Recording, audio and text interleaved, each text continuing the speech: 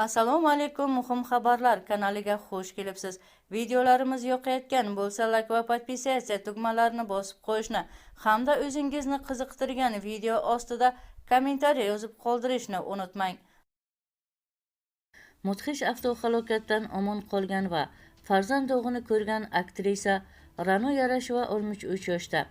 O'zbekistonda xizmat ko'rsatgan artist Ra'no Yarasheva 40 yillik faoliyati davomida kino va teatrda ko'plab rollarni ijro etib, muxlislar qalbini zabt etgan. Bu yil 63 yoshni qarshilagan aktrisa hali ham ijoddan chekingani yo'q. Ziyolilar oilasida dunyoga kelganman. Onam o'ziga to'q ma'rufchilar oilasida tug'ilgan. Dadamning oilasi birmuncha kamtarona hayot kechirgan bo'lsa-da, ular ham ilmga bee'tibor emas edi. 4 o'g'ildan keyin dunyoga kelganim uchun meni yeri ko'kka ishonmas, ammo 2 yoshimda onam yana bir bor qiz farzandni dunyoga keltirgan. Onamning aytishicha, singlim tug'ilgach o'ta rashkchi va injiq bo'lib qolgan ekanman. Atrofdagilarni qizg'anar ekanman. Bir marta akam Rayhonga qaragani uchun yuzini tirnab olgan ekanman. Shundan keyin buvim rahmatli meni o'zi bilan olib ketgan ekan. 8 yoshimga qadar buvim va bobomning qo'lida erkak qiz bo'lib ulg'ayganman. Buvim erkalab deyarli har kuni yangi ko'ylak olib berar edi. Ular yangi ko'ylakni kiyib raqsga tushganimni yaxshi ko'rar edi. Menimcha shu sabab san'atga erta mehr qo'yganman, deydi aktrisa Ra'no Yarasheva. 6 yil ichida singillarim soni 4 taga ko'paydi. Ota-onamning uyiga qaytgach, hayotimdagi eng qiyin kunlar boshlangandek bo'lgan. Chunki singillarimga qarash majburiyati menga tushgandi. Buvim kelganida meni olib keting deb yig'lagandim. Ammo o'ylab qarasam, bolaligim juda go'zal o'tgan ekan. Onam kutubxonaga rahbar bo'lgach, hayotimiz kitob bilan uzviy bog'langan. Orasida nozik qiz bo'lganman deya olmayman.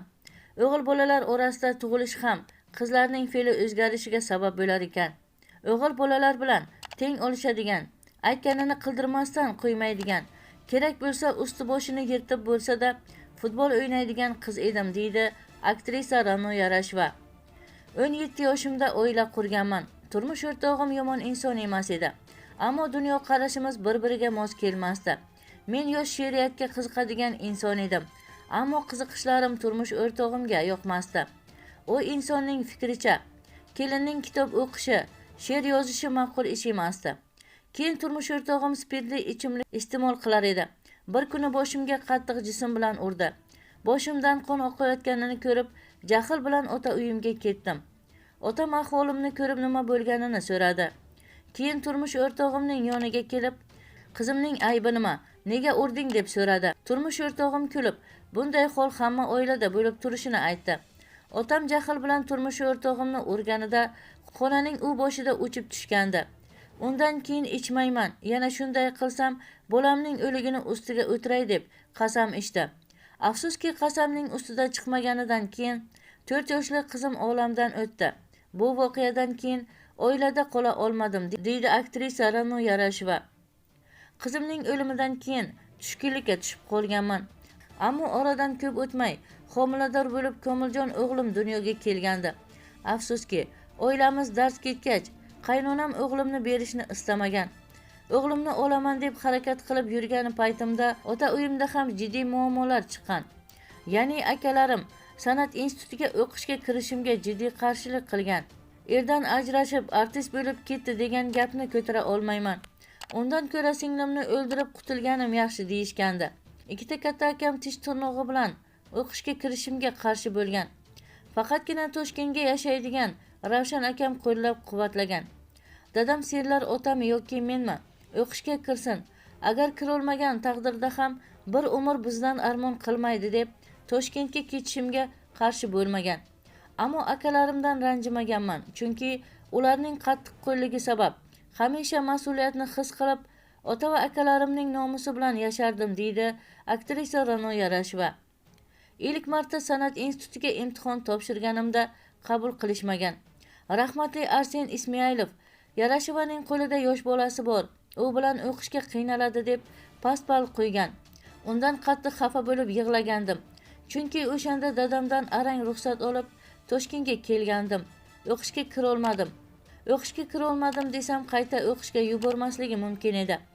Shularni o'ylab rosa qiynalgandim. Imtihon javoblari chiqqach, ustozlar o'tiradigan xonaning eshigi tagida turib, nega menga ishonmaysizlar, men yaxshi o'qiyman deb lanib yolvorganim yodimda. Shunda ustozlarimdan biri sirtqi bo'limga o'qishni tavsiya qilgan. Bir yil nima ish qilaman deb televideniyega ishga borganman. Bir kuni syomkaga Nabi Rahimov kelib qolgan. 2 marta farzand ko'rgan bo'lsam ham bellarim ingichka, sochlarim uzun, chiroyli ayol edim. Nabi Rahimov aktrisa ekanimni aytib maqtanib qo'ygandim. Bu yerda nima qilyapsan? Teatrga ishga bormaysanmi degan.